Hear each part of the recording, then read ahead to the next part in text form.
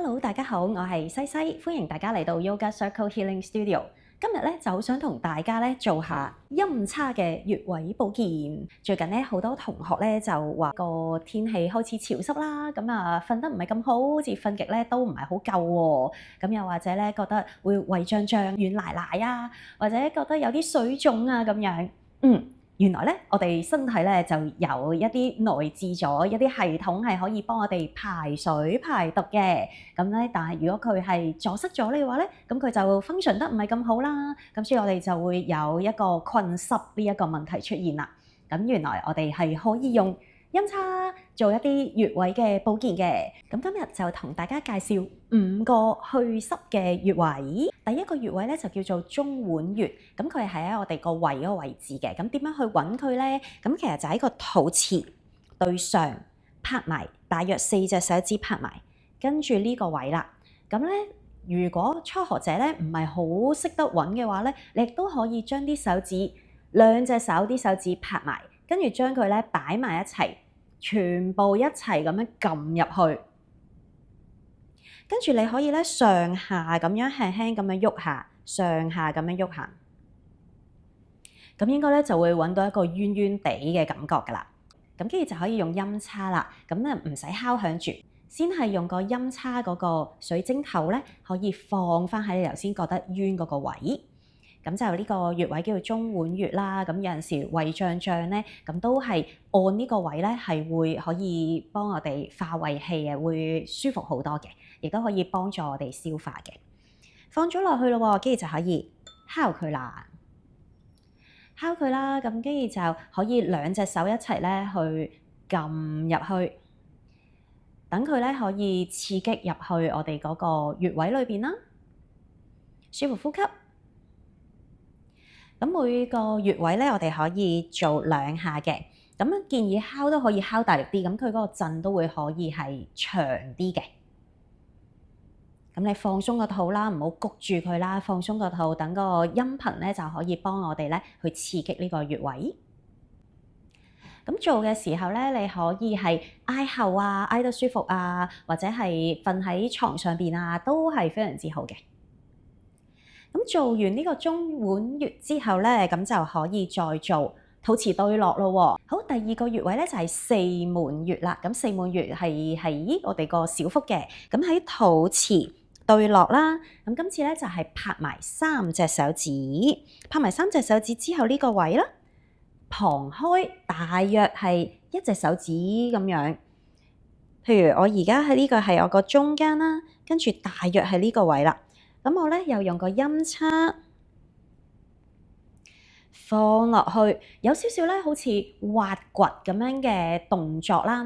咁慢慢將個陰叉咧可以再放入去深層啲嘅，會覺得冤冤地或者係脹痛咁樣嘅感覺。咁又係啦，可以係平躺啊，或者挨後啊，咁樣放鬆個肚，咁樣就會容易啲。然後就可以敲響佢啦。咁1隻手揸陰叉可能唔夠力咧，2隻手一齊咁就會好力啲。放鬆個肚，等個陰叉咧可以入去深層啲嘅位置。咁又係啦，每個穴位我哋敲2次，舒服呼吸。咁可能會覺得冤冤痛咁啦。做完一邊咧，咁其實要做埋另一邊嘅。咁咧就再講一次，就係個肚臍對落，拍埋3隻手指嘅下邊，下邊咧旁開左邊1點，右邊1點。咁頭先我做完左邊啦，咁樣就會做埋個右邊。大力啲咁樣敲，等佢咧可以震耐啲，舒服呼吸。咁你要叫個肚咧放鬆啲肌肉喎。咁就可以將個陰叉再撳入去多啲。咁又啦，敲2次。如果未係好識揾嘅話咧，咁樣就又係啦，可以轉下啦。咁你開始越嚟越知道嗰個穴位嗰個位置嘅時候咧，咁就唔需要再用手指啊，直接就可以放個陰叉直接就敲。咁但係最開頭嘅時候咧，咁可能先用手指，然之後就揾啱位啦，先至再敲個音叉。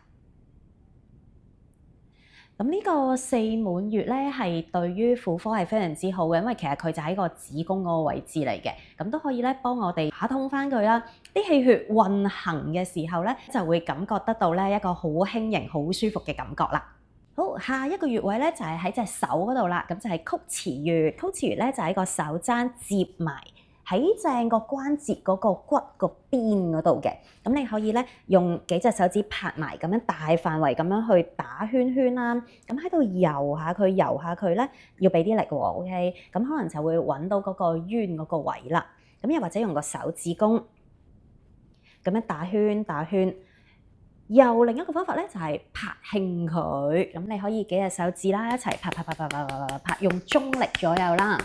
咁拍到佢咧會耳地拍打咧，其實都係對身體好好。咁曲池呢個穴位咧，就去刺激下佢，係幫我哋可以排水嘅。拍興咗佢啦，咁我哋咧就可以用個音叉放落去，輕輕打下圈圈，繼續揾真啲，究竟係邊一個位？咁一陣咧，你就可以敲響個音叉啦。好，咁啊敲咯喎，大力啲敲，跟住就放翻喺嗰個穴位嗰度啦。舒服呼吸。咁開頭咧，可以建議你係咁樣轉下，因為嗰個角度咧爭少少，呢個角度咧會係冤啲嘅，呢個角度就冇咁冤嘅。咁你最開頭咧未係好熟習嘅時候咧，你就打圈，務必咧你又一定係刺激到嗰個位置啦。咁當你係熟習咗之後咧，咁就可以係一敲一放就中啦，咁樣係啦。咁樣練習多啲嘅話咧，有 muscle memory 嘅幾個保健穴位咧，你就會越嚟越得心應手。係啦，咁啊刺激下佢啦，咁應該會覺得都係冤痛啊，或者有啲同學會覺得有脹嘅感覺啦，或者有麻嘅感覺啦。係啦，咁啊做完一邊手咧，可以做埋另一邊手。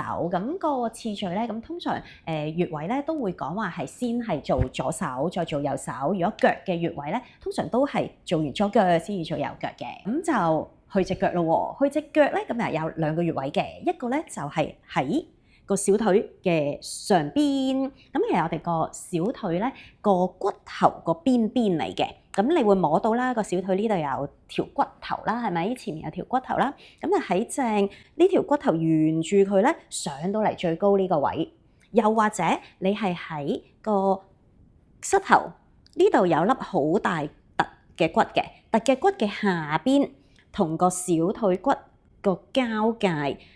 開頭又係啦，建議大家可以拍埋幾隻手指一齊，令到佢大範圍咁樣去揉按下佢，咁應該就會好容易就會揾到嗰個冤個位嘅。